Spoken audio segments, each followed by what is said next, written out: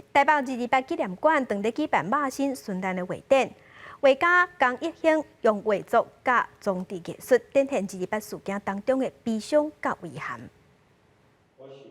下规个人无助的模样，边仔有花刺飞过，另一边的画作人都咧涂骹，目睭刻刻。这作品展现出228事件当中受难者的无奈。内容是接近象征主义的、暗示性的。有一些青年，他大概就是被屠杀之后漂流到海岸边。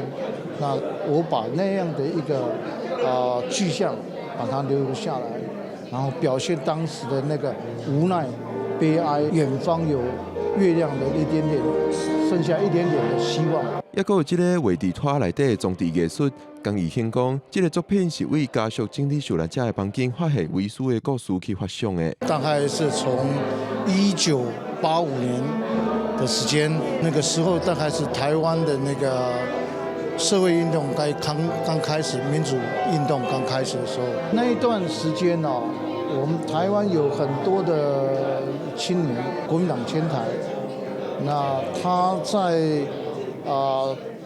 那个历史的环境里面，他对台湾人的不了解，然后产生一个非常大的差距的屠杀的这个行为。展览为10月22开始到12月12，34件画作、2件装置艺术，伫台北228纪念馆展出。